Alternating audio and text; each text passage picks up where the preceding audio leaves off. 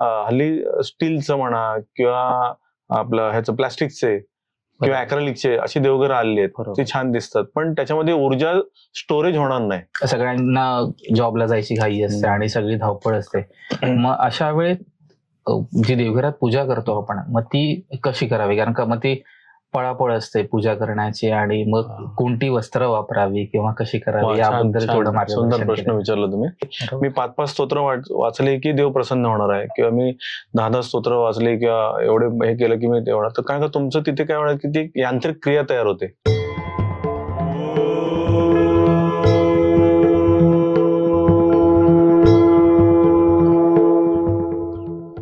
आदेश, नमस्कार श्रोते हो. इंट्रोडक्शनच्या व्हिडिओमध्ये आपण जसा संवाद साधलेला त्याप्रमाणे आपण हा एक आगळा वेगळा प्रयत्न करत आहोत, आणि त्यासाठी घेऊन येत आहोत स्पंदन, बीट्स ऑफ स्पिरिच्युअलिटी. या पॉडकास्टमध्ये मुलाखत देणारा आणि मुलाखत घेणारा यामध्ये एक विशिष्ट नातं आहे. मुलाखत घेणारा हा प्रत्येक वेळी बदलला जाईल, वेगवेगळे मुलाखत घेणारे येतील, कारण त्यांच्या मनात असंख्य प्रश्न पडलेले आहेत, आणि या प्रश्नांची उत्तरं ते नेहमी ज्या व्यक्तीकडे जाऊन शोधत असतात, तीच आमची माऊली पंडित राजन्नाथ गोसावी महाराज आज प्रत्यक्ष आपल्या समोर आलेले आहेत. आदेश माऊली. आदेश. स्पंदनच्या या पहिल्या पॉडकास्टमध्ये आपलं स्वागत आहे. खरं तर आपला वे टू जिंदगी हा युट्यूब चॅनल खूप छान चालू आहे, पण आजकालच्या तरुण सगळ्या मुलांना किंवा आमच्यासारख्या सगळ्यांना फक्त अध्यात्म नाहीच, पण अध्यात्म हे सायन्स थ्रू, म्हणजे विज्ञानापलीकडचं किंवा विज्ञानाच्या एका दृष्टिकोनातून आपण नेहमी समजावून सांगता. तर त्यासाठी आणि त्या अनुषंगाने या आपण पॉडकास्टची निर्मिती केलेली आहे, आणि आज या पहिल्या एपिसोडला आपण सुरुवात करत आहोत. मौली, खरं तर आमच्या मनात असंख्य प्रश्न आहेत, आणि म्हणजे तुम्हाला किती विचारावे आणि म्हणजे काय करावं हे खरंच कळत नाहीये, पण कुठून तरी सुरुवात व्हायला हवी. आणि आता माझ्या एज मध्ये जे आहेत त्यांच्यासमोर मोठा प्रश्न असतो की घर कसं घ्यावं, घर कसं घ्यावं, कुठे घ्यावं, त्याची वास्तू दिशा कोणती असावी, असंख्य प्रश्न आहेत. मग आपण सुरुवात या वास्तूशी निगडीत प्रश्नांशी करूया. आणि खरं तर वास्तूचा मेन जे हृदय जे आहे ते आपण देवघर असं मानतो, आणि त्या देवघरापासून सुरुवात करूया. तर आजचा पहिला पॉडकास्टचा विषय देवघर. देवघरातून प्राप्त करूया देवत्वाची दिव्य प्रचिती, या मालिकेने आपण सुरुवात करूया. तर मौली, पहिला प्रश्न जो सगळ्यांना पडलेला आहे की सामान्यतः देवघर हे कुठे असावं? म्हणजे सध्या मोठी घरं नाही आहेत, फ्लॅट सिस्टम आहे, 1 रूम किचन किंवा 1 BHK. मुंबईत खूप जणांकडे अशीच अवस्था आहे. तर मग नक्की तिथे कुठे असावं घर? किचन मध्ये, हॉल मध्ये किंवा बेडरूम मध्ये? तर यासाठी तुम्ही मार्गदर्शन करावे. आपण खूप छान प्रश्न विचारलात. देवघर जे आहे ते शक्य होईल तर आपण दिशेचा पहिला आधी भाग अभ्यासूया. शक्य होईल तर ईशान्य किंवा पूर्व ह्या भागामध्ये देवघर आपलं स्थापित असणं खूप उत्तम राहील. पण त्याच्यामध्ये असं का, तर त्याच्यामागचा वैज्ञानिक दृष्टिकोन हा आहे, कारण पृथ्वी जी आहे ती आपल्या आसाशी, पृथ्वीचा जो आस आहे त्याच्याशी ती 22.5 अंश कललेली आहे, आणि तो कल कुठे आहे तर पूर्वेकडे आहे. आणि त्याच्यामुळे त्या ठिकाणी जी सूर्याची प्रथमतः जी सात्विक किरणं आहेत, जी ऊर्जादायी किरणं आहेत, ती त्या दिशेकडे येतात, आणि मग त्याचा लाभ, त्याची एनर्जी जी आहे ती आपल्याला मिळते कळत न कळत. आणि म्हणून ती संकल्पना ईशान्य किंवा पूर्व या दिशेला देवघर असण्याची ती संकल्पना आहे. आता दुसरा जो तुम्ही प्रश्न त्याला विचारलात की बेडरूम मध्ये असावं, हॉलमध्ये असावं किंवा किचन मध्ये असावं वगैरे, असा प्रश्न विचारलात. ह्याच्यातही बरेचसे वाद आहेत, परंतु आपण जे शहरीकरण जे झालंय आता, तर शहरीकरणामध्ये काय झालं, ते जागाच कमी झालेल्या आहेत, बरोबर आहे. तर त्याच्या अनुषंगाने आपण तो विचार करूया.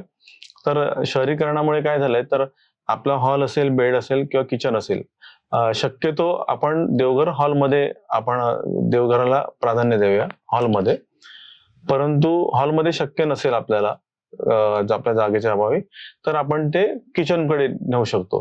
आता किचनमध्ये पण बऱ्याच जणांचा संभ्रम आहे की किचनमध्ये म्हणजे जेवणाचे वेगवेगळे प्रकार केले जातात, त्याच्यामुळे कदाचित तिथे ठेवू नये वगैरे असं म्हटलं जातं. तर ठीक आहे, तर तुम्ही बेडरूम मध्ये ठेवू शकता. काही जण बेडरूम मध्ये पण ठेवू नये वगैरे असे बरेचसे वाद आहेत. पण आता इथे लक्षात घ्या, जळी स्थळी काष्टी पाषाणी सर्वत्र देवाचं वास्तव्य आहे, हे तर आपण मान्य कराल. खरंय.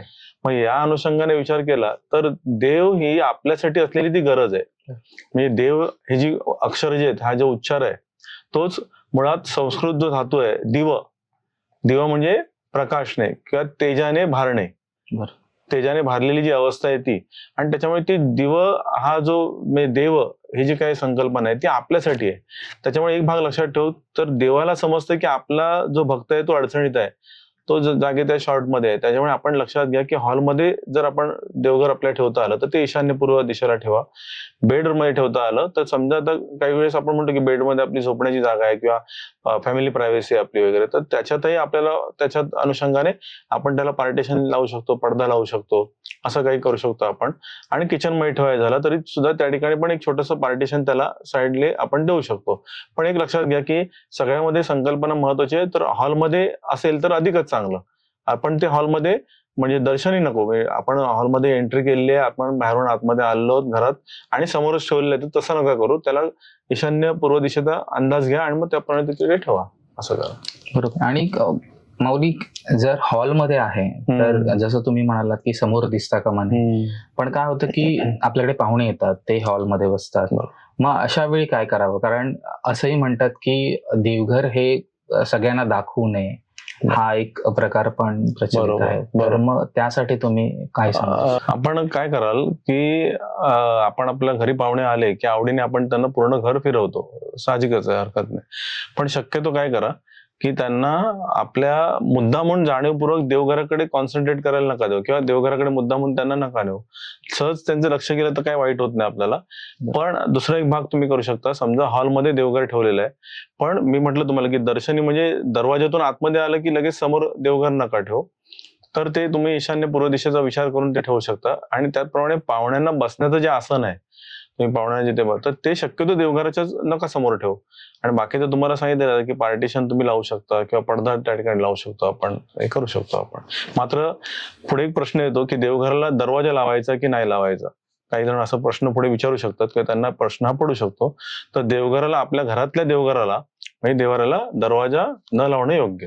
यातून आम्हाला हे कळलंय की आता देवघर नक्की कुठे असावं, कोणत्या दिशेला असावं. तर याच्या पुढचा म्हणजे नेहमी पडणारा प्रश्न आहे की ज्या ठिकाणी असावं तिथे ते जमिनीवर असावं की भिंतीला लावलेलं असावं? वा, शक्यतो देवघर जे आहे ते आपल्या जागेअभावी आपल्याला शक्य नसेल समजा जमिनीवर ठेवणं, तर ते भिंतीला तुम्ही लावू शकता. भिंतीला लावताना पण लक्षात घ्या की आपण उभं राहिल्यानंतर अंदाजे आपल्या घरातल्या आपले जे काय आपण मुख्य घटक आहोत तर त्यांची उंचीचा अंदाज घ्या. एकदम आपल्या डोक्याच्या वरती असं आपल्याला बघायला लागतंय तर तसं नका करू. शक्यतो लावताना ते असं लावा, समजा भिंतीला लावायचं झालं तर आपला जो चेस्ट पॉइंट म्हणजे छाती जी आहे ना, तर त्यापर्यंत म्हणजे आपल्याला देवघर म्हणजे सहज आपलं लक्ष देवांकडे जाईल, सहज आपण लक्ष देवांकडे देऊ शकतो. अशा पद्धतीने ते लावू शकता. पण त्याच्यामध्ये एक भाग लक्षात ठेवा, देवारा तुम्ही आणलेला तर देवारा तुम्ही त्याला हुक असतात, त्या डायरेक्ट भिंतीला आपण ते हँग केल्यासारखं, म्हणजे कपडे आपण जसं खुंटीला टांगतो किंवा आपण खेळायला टांगतो तसं नका टांगू. तर त्याच्या खाली एक फळी लावा, म्हणजे त्याला एक सपोर्ट पाहिजे, काही आधार पाहिजे. तर त्या देवघराच्या खाली फळी असणं फार गरजेचं आहे. फळी म्हणा किंवा त्याच्या पुढची स्टेप काही छान दिसावं म्हणून लोक काच लावतात, ठीक आहे, पण फळी लावणं, काच लावा, पण त्याला आधार द्या, तो भाग. आणि जर देवघर खाली आपण ठेवलं, जमिनीशी समांतर खाली ठेवलं, तर ते फक्त एक लक्षात ठेवा की डायरेक्ट जमिनीवर न ठेवता त्या देवघरला पाय असतील आणि चौरंग असेल, त्या चौरंगावर देवघर असेल, चौरंगावर देवघर आपण ठेवलेलं असेल. आणि साधारणतः ते जे देवघर आहे ते आपल्याला पुन्हा आपण खाली बसलेलो आहोत तर आपल्याला आपला जो चेस्ट पॉइंट म्हणजे छातीच्या ह्या प्रवाहाच्या समोर ते देवघर आलेलं असेल, म्हणजे जेणेकरून सहजपणे ती ऊर्जा आपल्याला त्या ऊर्जेचा आपल्याला ईश्वरी ऊर्जेचा लाभ होणार आहे. तर ह्या पद्धतीने. मात्र खाली बसताना डायरेक्ट जमिनीवर बसू नका. तो एक परत प्रश्न येतो की डायरेक्ट जमिनीवर बसू नका. बसताना काहीतरी आसन घ्या की जेणेकरून ते दर्भासन असेल किंवा लोकरीचं आसन असेल आलं ना, किंवा अन्यत्र काही चांगलं कापडाचं आसन तुम्ही चांगलं मिळतं आपल्याला, तर ते आपण ठेवू शकतो. मात्र चटई म्हणजे झोपण्याची चटई वगैरे आहेत, त्याच्यावर बरेच जण बसताना मी बघितलेले आहेत. पण मग लोक असंही बोलतात की आम्हाला डुलकी येते, की आम्हाला झोप येते. आपलं देवाकडे बसलं की झोप येते. एरवी नाही झोप येत, पण देवाकडे बसलं की झोप येते. पण त्याचं कारण पण ते असतं, कारण का ज्याचा तुम्ही आधार घेताय त्याचा उपयोग चटई झोपायला वापरता ना तुम्ही. त्यामुळे ते लक्षात ठेवा की शक्यतो तो चटई वगैरे न घेता त्याला स्वतंत्र आसनच ठेवा. म्हणजे ते तुम्हाला खूप छान त्याचा लाभ होईल. धन्यवाद माऊली. म्हणजे आता प्रश्न संपत नाहीयेत, ते वाढत चालले आहेत तुमच्या एक्सप्लेनेशनने आणि तुमच्या अनुभवाने. जे काही आमच्या ज्ञानात म्हणजे जे अज्ञान होतं ते दूर करताय तुम्ही, त्याच्यानुसार आणखीन प्रश्न पडतात. तर आणखीन एक प्रश्न होता की माऊली, आपण बघतो सध्या की देवघरं ही प्रत्येक प्रकारची असतात. मग आपण नेमकं कोणत्या प्रकारचं घ्यावं, म्हणजे लाकडी घ्यावं की दगडी घ्यावं, आणि ते कसं, म्हणजे त्याचे फायदे तोटे किंवा कसं काय ते सांगू शकता? देवघर जे आहे, देवारा जो आपला आहे ना, तो शक्य होईल तर आपण लाकडाचा असणं सगळ्यात प्रशस्त आहे. त्याच्यामध्ये लाकडामध्ये सुद्धा शिसमचं लाकूड एक नंबर मानलं गेलेलं आहे देवाऱ्यासाठी. तर ते उपलब्ध आता तेवढ्या प्रमाणात होत नाही. मग आपण दुसरं काय करू शकतो, सागाचं लाकूड ते वापरू शकतो आपण. त्यामुळे सागाच्या लाकडामध्ये आपण बनवू शकतो किंवा शिसमच्या लाकडामध्ये. पण त्याचबरोबर दुसरा एक भाग लक्षात ठेवा, त्याच्यामध्ये दुसरा एक भाग म्हणजे संगमरवरी आपण बघतो ना, देवघर संगमरवरी वगैरे देवघर आहे, तर तेही चालू शकतंय. संगमरवरीमध्ये अडंगा आणि मकराना ह्या दोन त्याच्या दगडांच्या जाती आहेत. तुम्ही त्याच्यामध्ये जे तुम्हाला तिथे जे दादा असतील ते तुम्ही त्यांच्याशी संपर्क करून ते करू शकता. मात्र एक लक्षात ठेवा की जास्त जडत्व तिथे आणू नका, कारण का ईशान्य दिशा ही काय वास्तूच्या नियमाप्रमाणे की ती हलकी असावी. जर संगमरवरीत जास्त तुम्ही जडत्व तिथे आणलं तर परत त्या दिशेचं संतुलन बिघडेल. हाही एक नियम लक्षात घ्या. म्हणून सगळ्यात प्रशस्त मग लाकडाचं, सगळ्यात प्रशस्त. आणि त्याच्यामध्ये दुसरा एक भाग लक्षात ठेवा की हल्ली स्टीलचं म्हणा किंवा आपलं ह्याचं प्लास्टिकचे किंवा ॲक्रेलिकचे अशी देवघरं आलेली आहेत, ती छान दिसतात, पण त्याच्यामध्ये ऊर्जा स्टोरेज होणार नाही, संग्रहित होणार नाही, कारण तो प्रवाही धातू नाहीये ना. एक वेळ तांब्याच्या धातूमध्ये किंवा ब्रॉन्झ मध्ये किंवा शिसम काचेच्या धातूमध्ये जे पूर्वी काही देवघर तुम्हाला दिसतील की जे संग्रही काही लोकांनी ठेवलेले, म्हणजे त्यामुळे ते लक्षात ठेवा की लाकडाचं सगळ्यात प्रशस्त. तुम्ही विचारलेल्या प्रश्नाचं उत्तर. धन्यवाद माऊली. याचा पुढचा प्रश्न जो मला पडलाय तो म्हणजे कोणत्या देवांच्या मूर्ती असाव्यात आणि म्हणजे त्या कोणत्या स्वरूपात असाव्यात, जेणेकरून त्या मूर्तीच्या स्वरूपात असाव्यात की फोटोच्या स्वरूपात असाव्यात? आपण प्रश्न विचारलात की फोटोच्या स्वरूपात की मूर्तीच्या स्वरूपात. फोटोच्या स्वरूपात मूर्ती जे देवाचं स्वरूप असतं, तर त्याच्यापेक्षा अधिक जे स्वरूप जे आहे ते मूर्तीचं स्वरूप. तर मूर्तीच्या स्वरूपामध्ये काय, ते मूर्त स्वरूप आहे, बरोबर. त्याला सावयवी असं म्हटलेलं आहे. सावयवी असं म्हणजे सर्व अवयवाचं त्या ठिकाणी जे प्रभुत्व असतं, तर अशी ती मूर्ती. म्हणून ते मूर्तीच्या स्वरूपात असणं अधिक प्रशस्त आहे. पण आपल्याला आपल्या परिस्थितीनुसार आपल्याला फोटो जर ठेवायचं, फोटो पण तुम्ही ठेवू शकता. ते श्रद्धेचा भाग आहे आपल्या. आणि त्याच्यामध्ये तुम्ही अजूनही काही प्रश्न विचारलात की मूर्ती कोणत्या देवदेवतांच्या ठेवाव्यात, तोही श्रद्धेचा प्रश्न आहे प्रत्येकाच्या किंवा परंपरेच्या नुसार चालत आलेला तो प्रश्न आहे. परंतु त्यातले त्यात शक्य झालं तर गणपती बाप्पांची मूर्ती, पण ती सूर्यस्वरातली. आता ते लक्षात ठेवा. किंवा जर तुम्ही त्याच्यामध्ये ठेवत असाल तर अन्नपूर्णेची मूर्ती असेल, त्याच्यामध्ये आपला जो बाळकृष्ण जे आहे, छोटी बाळकृष्णाची मूर्ती, तर ती बाळकृष्णाची मूर्ती आपण त्यात ठेवू शकता. आणि त्याचबरोबर इष्टदैवत म्हणजे आपलं स्वामी समर्थ महाराज म्हणा किंवा आपल्या गजानन महाराज असेल, तुम्ही साईबाबा महाराज, साईबाबा किंवा गोंदवलेकर महाराज असतील, शंकर महाराज असतील, तर ह्या ज्या विभूती आहेत त्या, किंवा ज्ञानेश्वर माऊली असतील, तर हे तुम्ही त्या पद्धतीने ठेवू शकता. मात्र मी तुम्हाला जो सुरुवातीला मुद्दा म्हटला की सूर्यस्वरातली मूर्ती असणं गरजेचं आहे, तर सूर्यस्वरातल्या मूर्तीचा एक भाग लक्षात ठेवा की त्या मूर्तीचा, जी तुम्ही मूर्ती त्या ठिकाणी ठेवाल, त्याचा उजवा पाय हा काय पाहिजे, तर पुढे पाहिजे, किंवा उजवा पाय हा जमिनीशी समांतर पाहिजे. तर अशा पद्धतीने ती सूर्यस्वरातली मूर्ती तुम्ही त्या ठिकाणी हे करा. त्याचबरोबर ज्या इतर मूर्त्या तुम्ही घेणार आहात ना, त्या पण शक्यतो सूर्यस्वरातल्या, कारण सूर्य कसा देणार आहे, बरोबर, बरोबर, सूर्य काय तर देणार आहे, त्यामुळे तो स्वर नीट समजून घ्या. आपण पुढे पण याच्यावर आपल्या याच्या माध्यमातून आपण डिस्कशन करणार आहोत, आपल्या पॉडकास्टच्या माध्यमातून अधिक डिटेलमध्ये आपण जाणार आहोत की ती सूर्यस्वरातली मूर्ती नेमकी कशी असावी वगैरे त्यामध्ये. पण तुमच्या मी सांगितलं पण उजवा पाय त्याचा पुढे असेल आणि डावा पाय तो दुमडलेला असेल म्हणा किंवा काय, किंवा समजा दोन्ही पाय असे एकत्र आहेत तर उजवा पाय थोडा पुढे पाहिजे. आलं अशा पद्धतीने ती सूर्यस्वरातली मूर्ती तुम्ही त्या ठिकाणी लावू शकता असं. माऊली, आणि म्हणजे स्त्री तत्वाची म्हणजे देवींची मूर्ती आणि देवांची मूर्ती, तर काही स्पेसिफिक जागा असते का त्यांची? म्हणजे याच बाजूला देवींची मूर्ती ठेवावी किंवा या बाजूला देवाची मूर्ती ठेवावी, पुरुष आणि स्त्री, असं काही विभाजन आपण करतो? हो, खरं आहे ते विभाजन. तर आपण एक लक्षात घ्या की समजा आता माझ्या समोर इथे आता देवार आहे, बरोबर, तर हा देवार आहे, तर त्या देवाऱ्यामध्ये समजा गणपती बाप्पांची मूर्ती समोर आहे, मध्ये मी ठेवलेली आहे धरून चल. तर गणपती बाप्पांचा जो उजवा हात असेल, गणपती बाप्पांचा उजवा हात असेल, उजवा हात जो आहे ना, तर त्या उजव्या हाताला पुरुष तत्वाच्या मूर्ती असतील. उजव्या हाताला गणपती बाप्पांच्या म्हणजे मूर्ती समोर ठेवलेली आहे मी आणि ते माझ्याकडे बघतायत, अशी एक आपण संकल्पना करू. आणि त्यांच्या डाव्या हाताला स्त्री तत्वाच्या मूर्ती असतील, म्हणजे ते त्या पद्धतीने आपल्याला त्याच्या लहरी त्या पद्धतीने मिळतात असं बघा. मग ते इकडे तिकडे आपण मिक्स करून न ठेवता त्या पद्धतीने ठेवलं तर खूपच छान. ग्रेट. आणि माऊली, काही वेळा आपण बघतो की आपल्याला गिफ्ट म्हणून कुठे पाहुण्यांकडे गेलो किंवा म्हणजे हल्ली ते सरस असतं की गणपती बाप्पाची मूर्ती भेट देतात किंवा आणखीन काही मूर्त्या भेट देतात. तर या अशा प्रकारच्या ज्या मूर्त्या मिळतात आपल्याला भेट म्हणून, तर त्या आपल्या देवारात ठेवणं कितपत योग्य आहे? शक्यतो आपले आई बाबा, आपल्या हृदयातलं जे घटक असलेले आई बाबा आपले किंवा आपली बहीण असेल किंवा भाऊ असतील, यांनी दिलेली मूर्ती असेल तर त्याचा आपण श्रद्धेने आदर करतो आणि मग त्या पद्धतीने ते ठेवायचा विचार करतो. पण त्याचबरोबर आपले गुरु, आपल्या सद्गुरूंनी जर तुम्हाला काही मूर्ती स्वरूपात दिलेलं असेल तर तेही तुम्ही त्या श्रद्धेने ठेवू शकता. मात्र मित्रांनी काही गिफ्ट म्हणून दिलेलं आहे किंवा तुमच्या वाढदिवसाच्या निमित्ताने काही जण गिफ्ट देतात वगैरे किंवा तुमच्या मुलांच्या बर्थडेच्या निमित्ताने वगैरे, पण ते जे आहेत ते शक्यतो तिच्यात नका ठेवू तिथे सगळ्या मूर्त्या. तर त्या आपण तुम्ही शोकेस मध्ये वगैरे योग्य दिशेचा अंदाज घेऊन तुम्ही ते ठेवू शकता. पण ते देवाऱ्यात सगळ्या मूर्त्यांचं हे नका ठेवू. त्यातल्या त्यात जमलं तर तुम्हाला एकदम सुंदर हे सांगतो की शक्य झालं तर छोटीशी का होईना पादुका, चरण पादुका ज्याला म्हणतात माऊलींच्या, त्या तुम्ही ठेवू शकता की त्याच्यामध्ये ह्या पूर्ण 33 कोटी देवांचं जे अधिष्ठान आहे ते त्या चरण पादुकांमध्ये. म्हणजे त्यामुळे तुम्ही छोट्या स्वरूपात पण ठेवू शकता, धातूच्या स्वरूपात ठेवू शकता, पितळेच्या असतील, काशाच्या असतील किंवा अन्यत्र धातूंच्या पण असतील किंवा पाषाणाच्या. मग पाषाणामध्ये कृष्ण पाषाण पण येतो, म्हणजे कृष्ण पाषाण जो गंडकी पाषाण जो आहे त्याच्यामध्ये पण तुम्ही बनवून घेऊ शकता किंवा मार्बल संगमरवरीमध्ये पादुका ठेवू शकता.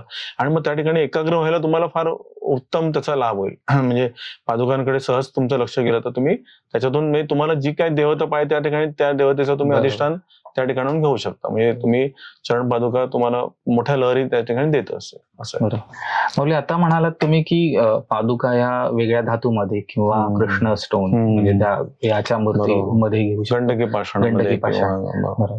तर मला हे पण विचारायचं होतं की मूर्त्या ज्या आपण घेतो त्या कोणत्या स्वरूपात असाव्यात? म्हणजे त्या मातीच्या स्वरूपात असाव्यात, कारण का हल्ली त्या फायबरच्याही मिळतात काही मूर्त्या, आणि की धातूच्या असाव्यात? बरोबर. तर मग कोणत्या प्रकारच्या? शक्यतो आता सांप्रत परिस्थितीचा आपण जो विचार केला तर तुम्ही जो फायबरचा उल्लेख केला किंवा प्लॅस्टर पीओपीच्या मूर्ती वगैरे विचार केला तर शक्यतो त्या न ठेवणं अधिक चांगलं. तर त्यातल्या आपल्याला वाटलं तर आपण पितळेचा धातू किंवा त्याच्यात काशाच्या धातूच्या मूर्ती असेल तर किंवा पंचधातूच्या मूर्ती मिळतात स्पेशली, तर तेही तुम्ही त्याचा शोध घेऊ शकता. तर त्या मूर्ती ठेवणं अधिक चांगलं. मात्र त्याच्या पुढची भाग येतो म्हणजे चांदीच्या, आता सगळ्यांना ते शक्य होणार नाही अर्थात. त्याच्या पुढचं येते सोन्याच्या धातूचं, आला ते तुमच्या इच्छेनुसार आहे. किंवा मग पाषाणातली म्हणजे पूर्ण पाषाणाची म्हणजे दगडी पाषाण ज्याला म्हणतो आपण, मग ती मार्बल मध्ये पण असेल किंवा काळ्या गंडकी पाषाणामध्ये पण बनवलेली असेल तर त्या पद्धतीने तुम्ही ते ठेवू शकता. मात्र एक लक्षात ठेवा, मूर्ती जी आहे ती कोणत्याही धातूमध्ये असेल तर त्याच्या खालून ती पोकळ नाही पाहिजे. तर ती भरीव मूर्ती असेल, भले ती छोटी असेल पण ती भरीव असेल अशा पद्धतीने तुम्ही त्याचं सिलेक्शन करा. आणि मी मगाशी तुम्हाला म्हटलं त्याप्रमाणे शक्यतो सूर्यस्वरातली शोधण्याचा प्रयत्न करा की जी तुम्हाला देण्यासाठी सिद्ध आहे असं आहे. आणि माऊली, मगाशीच आपला एक विषय झाला की आपल्याला गिफ्ट मिळतात काही मूर्त्या, हा तुम्ही संभ्रम दूर केलात की त्या ठेवू नये मोस्टली, हो. की त्या फक्त जे आपले प्रियजन आहेत बरोबर. त्यांच्याकडून मिळालेल्या ठेवू शकतो. बरोबर. पण काही वेळा असं होतं की मग ते घरात पण खूप साठवून राहतात अगदी मूर्त्या, खरं आहे. त्या इकडे तिकडे म्हणजे शोकेस मध्ये ठेवल्या किंवा आणखीन काही हो, किंवा तरी पण. अशा काही गोष्टी आहेत. मग त्या कितपत योग्य आहेत किंवा त्याची योग्य प्रकारे काळजी कशी घ्यावी? बरोबर, प्रश्न थोडा हा अवघड आहे, परंतु लक्षात घ्या की घरात जास्त मूर्त्या झालेल्या आहेत तर आता तुम्ही त्या पद्धतीने त्या म्हणजे मी तुम्हाला म्हटलं की ऍज अ शोकेस मध्ये तुम्ही ठेवू शकता. मात्र एक सगळ्यात महत्वाचं मी सांगेन तुम्हाला की टीव्हीवर आपल्या टीव्हीवर काही जणांना मूर्त्या बिर्त्या ठेवायची आवड असते किंवा पूर्वीचे टीव्ही असे आता ते आपण ह्याचे टीव्ही आहेत ना बरोबर, आता भिंतीला flat TV फ्लॅट टीव्ही आहेत, बरोबर. तर तसं पूर्वी त्याच्यावर Box काही TV आपण ठेवायचं असायचं. बॉक्स टीव्हीवर हा. ठेवायचं किंवा फ्रीजवर काही जण आवडीने ठेवतात मूर्त्या हा. तर तसं मात्र करू नका. तर त्याच्याऐवजी तुम्ही काय करा, ते एक तर शोकेस मध्ये ते त्यांना ठेवा. त्यांची काही तुम्ही नित्य पूजा करत नाहीयेत त्यामुळे त्या ठेवायला हरकत नाहीत, तुम्हाला आवडीने दिलेल्या आहेत एखाद्याने. पण त्यातले खूपच जास्त झालेले आहेत तर मग तुम्ही त्या मूर्त्या एकतर तुम्ही एखाद्या मंदिराच्या ठिकाणी वगैरे त्या अर्पण करू शकता, म्हणजे ठेवू शकता, किंवा एकदमच तुम्हाला वाटलं तर समजा ते मंदिरात पण घेणं शक्य नाहीये किंवा आपल्या दिलं तर आपण मग ते जलम समर्प आहे, आम्ही पाण्यामध्ये त्या विसर्जन करू शकता. पण त्याच्यामध्ये दुसरा एक भाग येतो, पाण्यामध्ये नुसत्याच विसर्जन न करता त्याच्याबरोबर काही सुका शिधा आपण म्हणतो ना, तसं आपण शिधा म्हणजे तुम्हाला माहिती आहे की जसं आपण डाळ म्हणा किंवा थोडं तांदूळ म्हणा, ते बटाटा म्हणा, हे आपण त्याच्यात अर्पण करतो, गुळाचा खडा म्हणा, तर ते त्याला सुका शिधा देऊन ते अर्पण करू शकतो आपण. बरोबर. आणि याच प्रकारे माऊली मग ज्या काही भग्न अवस्थेतील असतील म्हणजे ज्या पूजेत आहेत, जे आपल्याला प्रिय आहेत मूर्ती, पण त्या थोड्या म्हणजे पूजा करताना काही लागलंय किंवा काही झालं आणि भग्न स्वरूपात आहे, मग या प्रकारे त्याचंही विसर्जन करता बरोबर, येईल. भग्न स्वरूपात ज्या मूर्ती आहेत त्या पद्धतीने विसर्जन करू शकतात. त्याचबरोबर काही मूर्त्या आपण त्याला स्वच्छ करून त्याची झीज होते मूर्त्यांची, त्या झीज होते, अनेक वर्ष त्या संग्रही असतात आणि त्या झीज होते, तर त्यावेळेस त्याचे डोळे पण दिसत नाहीत, त्याच्या बाकीचे अवयव दिसत नाही, सगळ्या मूर्ती असतात, तर त्यामुळे ते लक्षात ठेवा. तशाही मूर्त्या मग जास्त काळ ठेवू नये. मग त्याप्रमाणे आपण विसर्जन करताना सुद्धा त्या भग्न मूर्त्या ज्या आहेत त्या पण जलम समर्पयामी आपल्याला करायच्या आहेत, पण त्याचबरोबर त्याचा तो मान जो आहे तो ठेवायचा, क्षमस्व परमेश्वर असं करत गोविंद गोविंद म्हणून ते जलम समर्पयामी करू शकतो. तलावात, नदीत वाहणाऱ्या प्रवाहात, जलप्रवाहात ते आपण सोडू शकतो असं. अच्छा माऊली, जसं तुम्ही म्हणाला की पाषाणाची आणि धातूची मूर्ती ही योग्य पूजेसाठी, त्याप्रमाणे त्याची काही उंची ठराविक अशी हवी का? हा बरोबर, उंचीचा जर आपण विचार केला तर कमीत कमी आपला जो करंगुलीचा भाग आहे समजा तर तेवढी असेल, आणि मग जास्तीत जास्त असेल तर आपला एक विताचा भाग जो आहे ते एक वीत, म्हणजे त्याच्यातही म्हटलेलं आहे की घरातल्या यजमानाची जो हाताचे एक वितीचे जे साईज आहे, अंदाज जे साईज आहे, तर त्याप्रमाणे ती असावी. त्याच्यापेक्षा मोठ्या मूर्त्या शक्यतो घरातल्या देवघरात आपण नाही ठेवायच्या, त्याच्यापेक्षा वरच्या मूर्त्या आपल्याला. म्हणजे कमीत कमी म्हटलं तुम्हाला करंगुलीच्या साईजच्या मूर्त्या सगळ्यात बेस्ट, नाहीतर मग एक वितीच्या घरातल्या देवघरात. घरातल्या यजमानाचा विषय निघालाच आहे, तर मला एक विचारायला आवडेल की हल्ली सगळ्यांना जॉबला जायची घाई असते आणि सगळी धावपळ असते, मग अशा वेळेत जी देवघरात पूजा करतो आपण मग ती कशी करावी? कारण का मग ती पळापळ असते पूजा करण्याची, आणि मग कोणती वस्त्र वापरावी किंवा कशी करावी याबद्दल थोडं मार्गदर्शन. सुंदर प्रश्न विचारला तुम्ही.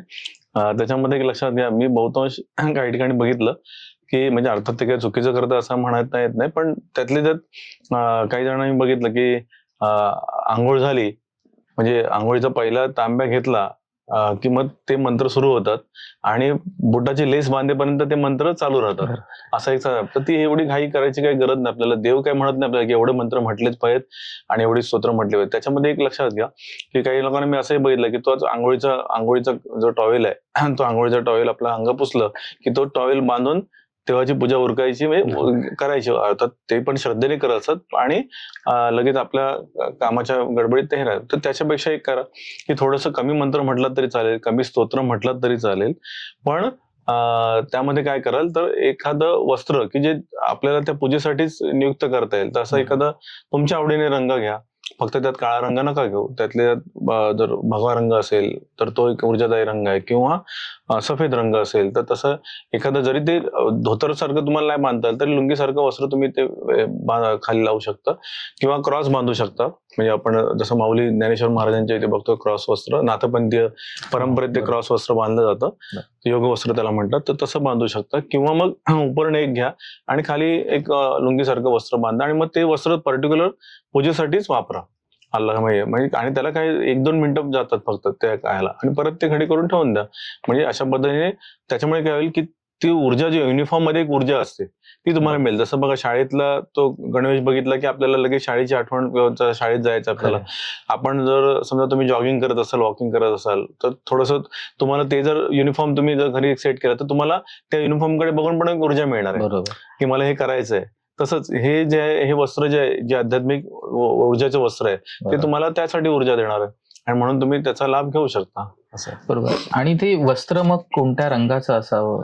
हा मी आताच म्हटलं तुम्हाला की एकतर भगव्या रंगाचं असेल तर अधिक चांगलं किंवा मग सफेद रंगाचं. काळा रंग शक्यतो नका घेऊ. बाकी तुमच्या आवडीने गुलाबी रंगाचं असेल. अच्छा. खूप छान छान रंग पण आहेत. जांभळ्या रंगाचं वस्त्र असते, पितांबरी पिवळ्या रंगाचं असते. तर अशा पद्धतीने पण तुम्हाला आता वस्त्र बाजारात उपलब्ध होतात ते वापरू शकतात. मात्र माता भगिनी जे आहेत त्यांना जर विचारलं तुम्ही माता भगिनींसाठी तर त्यांनी कमीत कमी अंगावर उपरणं म्हणून जरी ते त्यातलं जे आवडीचं वस्त्र आहे ते घेतलं आणि त्यांनी पूजा केली तरी ते आनंद आहे असं आहे. आणि माऊली देवघरात कोणती रंगसंगती वापरावी? म्हणजे प्रकाश योजना. प्रकाश योजना हा, म्हणजे म्हणजे आपण तुमचा बल्ब लावतो. बल्ब लावतो. जो हा, बल्ब लावतो. बरोबर. तर त्यानुसार शक्यतो मी जेवढ्या वास्तू व्हिजिट केल्या आहेत मी माझ्यापरीने गेल्या 32 वर्षाचा थोडासा माझा अभ्यास आहे आणि रोजचा दिवस माझा अभ्यासासाठीच असतो बरोबर. किंवा प्रत्येक वास्तू मला काहीतरी शिकवत असते. बरोबर. मग प्रत्येक वास्तू तर त्याच्यामध्ये आणि प्रत्येक देवघर पण बरोबर. तर त्याच्यामध्ये जो रंगसंगत आहे ना मोस्टली मी माझ्या बघण्यात आलं की ते लाल रंगाचा बल्ब लावायचे ऐक ते काय ह्याने, हो, हो. श्रद्धेने. पण त्याचा जेव्हा मी अभ्यास केला जास्तीत जास्त त्या लाल रंगाच्या बल्बचा परिणाम काय होतो तर त्यांच्याकडे आजार पण जास्त दिसायला लागले किंवा चिडचिड जास्त दिसायला लागली. इव्हन ते पूजेमध्ये असताना पण काही लोक मी हातपाय आपटताना बघितलेले आहेत. म्हणजे पूजा तुमची चालू आहे आणि तुम्ही राग काढताय अल्लाह असे मी लोक बघितलेले आहेत कारण तो त्या रंगाचा परिणाम होतो. उष्ण रंग आहे शेवटी तो लाल रंग उष्ण रंग आहे तो वाईट नाहीये. काही प्रमाणात तो तुम्ही चांगल्या रीतीने वापरू शकता पण तिथे देवासाठी तो अखंड प्रकाशमान त्या ऊर्जेसाठी तो तुम्ही देणार आहात ना. तर त्याच्याऐवजी शक्य झालं तर पिवळ्या रंगाचा बल्ब तिथे तुम्ही लावू शकता पण ते डोळ्यात ती तुमच्या यायला नाही पाहिजे लाईट. अशा पद्धतीने ती योजना करा. अल्लाह हल्ली एलईडी लाईटची सिस्टीम आली आहे. बरोबर. भरपूर स्वस्त पण मिळतात आणि ते हे होतं पण ते पण लावताना प्रकाश योजना अशी करा की शांत ते वाटलं पाहिजे आपल्याला बसल्यानंतर एकदम डोळ्यामध्ये ते लाईट आले नाही पाहिजेत. आणि दुसरी गोष्ट पिवळ्या रंगाचा बल्ब लावू शकता किंवा ब्ल्यू रंगाचा म्हणजे निळ्या रंगाचा बल्ब तुम्ही लावू शकता. बाकी लाल रंगाचा वगैरे नका लावू त्या ठिकाणी बल्ब. अल्लाह. माऊली ज्या प्रकारे तुम्ही रंगसंगतीबद्दल आणि याच्याबद्दल कलर स्कीम बद्दल ज्याप्रमाणे मार्गदर्शन केलं त्याप्रमाणे देवाशी एकरूप होण्यासाठी तिथे बसून पूजा करण्यासाठी योग्य वेळ काय असावी आणि ते कसं एकरूप होता येईल आपल्याला? बरोबर खूप छान. तर देवाशी एकरूप होण्यासाठी योग्य वेळ पाहिला तर ती सकाळची वेळ अगदी उत्तम. आता सकाळच्या वेळेमध्ये ब्राह्ममुहूर्ताची पण वेळ आहे परंतु सगळ्यांना ती शक्य होईल असं नाही कारण आताचं वर्किंग स्टाईल लोकांच्या बदललेल्या आहेत. रात्र लेट पर्यंत कामं चालतात तर ते सकाळी ब्राह्ममुहूर्ताला कसे उठणार किंवा काय शक्य म्हणजे तेवढा तर एक प्रश्न आहे. अर्थात ते उठणं खूपच चांगलं आहे परंतु नाही शक्य झालं तरी सुद्धा आपण जास्तीत जास्त लेट पाहिलं तर सकाळी 11च्या आतमध्ये म्हणजे पहाटेपासून ते सकाळी मी 11च्या आतमध्ये म्हटलं तर 11ला पूजेला बसा असं नाही. मी म्हटलंय ते नीट समजून घ्या की सकाळपासून तुम्ही कमीत कमी सकाळी 11च्या आतमध्ये तुम्हाला तिथे देवाच्या पूजेला बसता येईल. देवाशी म्हणजे देवाच्या पूजेला बसताना तुम्ही त्या ठिकाणी बसल्यानंतर तुमची जी कुलदेवत आहे तुमचं जे ग्रामदैवत आहे समजा तुम्हाला ते माहिती असेल तुमचं गाव आणि ग्रामदैवत कुलदैवत तर त्यांनाही त्या ठिकाणी स्मरण करा. त्यानंतर दुसरा भाग म्हणजे तुम्ही जर सद्गुरू प्रवाहामध्ये असाल तुम्ही एखाद्या सद्गुरूंकडनं अनुग्रह घेतलेला असेल आणि तुम्ही त्यांचे शिष्यत्व धारण केलेलं असेल तर त्यांचंही स्मरण करा गुरु परंपरेचं. आणि त्याचबरोबर नंतर मग तुमच्या इष्टदेवता जे आहेत आणि त्यांचं स्मरण करा. म्हणजे मी मगाशी तुम्हाला म्हटलेलं की स्वामी समर्थ महाराज असतील साईबाबा असतील गजानन महाराज असतील शंकर महाराज असतील गोंदवलेकर महाराज असतील जंगली महाराज असतील तर मग त्या पद्धतीने तो भाग राहिला. तर तिथे पण एक लक्षात ठेवा की ते झाल्यानंतर मग बाकीचं तुमचं जे तुम्हाला नामस्मरण करायचं आहे त्या पद्धतीने तुम्ही नामस्मरण करू शकता. याच्यात एक भाग लक्षात ठेवा की एकरूप होणं फार महत्वाचं आहे. त्याच्यामुळे काही जणांचा समज असा होतो, अर्थात कोणी आता मी बोलतोय याचा विपरीत अर्थ काढू नका, की मी 5-5 स्तोत्र वाचले की देव प्रसन्न होणार आहे, किंवा मी 10-10 स्तोत्र वाचले किंवा एवढे हे केलं की मी तेवढा. तर कारण का तुमचं तिथे काय होणार की ती यांत्रिक क्रिया तयार होते. यांत्रिक क्रियापेक्षा त्या ठिकाणी हृदयातून ती त्या ठिकाणी अटॅचमेंट महत्वाची आहे. म्हणजे अर्थात ते वाईट नाहीये, परंतु तुम्हाला काय असं एकतर साहेबांनी ऑफिसमध्ये लेट मार्क करू नये, आपल्याला पंच आपलं मशीन म्हणजे त्रास होऊ नये, म्हणजे हे सगळं तुमच्या डोक्यात टेन्शन मध्ये तुम्ही ते करता, मग एकरूपता नाही साधली जाणार. त्यापेक्षा ते कमी करा. जसं आपण म्हणतो कमी खा, पण जे पचेल अशा पद्धतीने ते खातात. तसा पद्धती हाच भाग आहे की इथे तुम्हाला मात्र ज्या दिवशी पूर्ण मोकळा वेळ आहे त्या दिवशी जास्त वेळ बसा. बाकीच्या दिवशी तुमचा वेळ ठरवून ठेवा, आणि एक ठराविक वेळ ठेवलात तर ती शक्ती तुमची वाट पाहते तिथे. बरोबर. एक ठराविक वेळ जर तुम्ही ठेवलात ना त्या ठिकाणी, तर तुमची शक्ती, ती जी शक्ती देवता आहेत ना, त्या तुमच्या वाट पाहतात त्या ठिकाणी. म्हणून एक ठराविक वेळ साधण्याचा प्रयत्न करा. अर्थात ज्यांच्या ऑफिसच्या कामाच्या शिफ्टच्या वेळ आहेत त्यांना ते शक्य नाहीये, जिथे शक्य आहे त्यांनाच मी म्हटलंय तुम्हाला. आणि हे सगळं झाल्यानंतर म्हणजे देवाचं तुमचं जे काय पूजन झालं ना, तुमचं जे काय तुम्हाला करायचं ते पूजन झाल्यानंतर दुसरा एक भाग करा की शांत उभे राहा.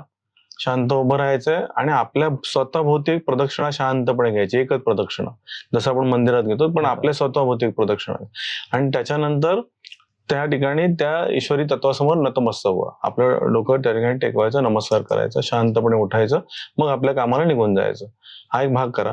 आणि त्याचा दुसरा एक भाग तुम्हाला मी आवर्जून सांगेन, तुम्ही पहिले तो प्रयोग करा आणि तुम्हाला अगदी खूप त्याचा छान हमखास रिझल्ट मिळेल.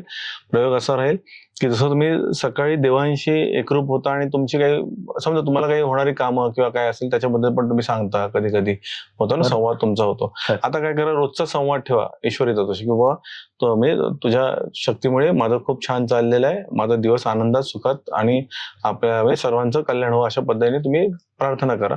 आणि संध्याकाळी आल्यानंतर फार महत्वाची गोष्ट मी तुम्हाला सांगतोय, संध्याकाळी आल्यानंतर किती बिझी असा, तुम्ही घरी येणार आहात ना, तर घरी आल्यानंतर त्या ठिकाणी हातपाय स्वच्छ धुतलेले आहेत तुमचे, तर शांतपणे 1 सेकंद 1 मिनिट म्हणजे 1 मिनिट उभे राहा आणि त्यांच्याशी परत त्याला रिपोर्ट करा, कारण ती सुप्रीम पॉवर आहे. बरोबर, तुम्ही जाताना सांगून गेलात, येताना ती शक्ती परत वाट बघते तुमची, की माझं लेकरू आलं का, माझं लेकरू काय सांगते. जसं तुम्ही बघा एखादी गोष्ट तुमच्या घरी आई बाबांना सांगता की आज असं असं झालं, तुमच्या पत्नीला संवाद साधता, मग त्याच्याशी संवाद पण साधायचा ना.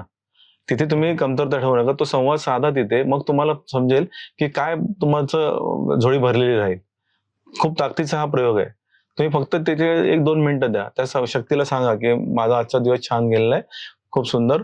आणि आपण जसं म्हणतो थँक्स गिव्हिंग, तसं त्या शक्तीबद्दल पण थँक्स करा, कारण का या वाटेतून जाताना तुम्हाला त्या शक्तीने कुठेतरी सावरलेलं असतं. बरोबर आहे. त्यामुळे त्या शक्ती देवतेचा आभार मानायला विसरू नका आणि 2 मिनिटं त्या ठिकाणी उभे राहा. मग नंतर तुम्ही आईशी, पत्नीशी, सगळ्यांशी संवाद साधा, मुलांशी संवाद साधा. पण हा प्रयोग नक्की करा. सकाळी देवघराशी तिथे एकरूप, तर संध्याकाळी पण ट्यून व्हा. मी असं नाही म्हणत की संध्याकाळी बाकी सगळे उपचार करा, ज्यांना शक्य आहे ते करतील, पण आताच्या दैनंदिन जीवनमानाची जे काही धावपळीची भाग आहे तो मी सांगून तुम्हाला म्हटलेलं आहे की अशा पद्धतीने तुम्ही ते करू शकता, तिथे एकरूप होऊ शकता.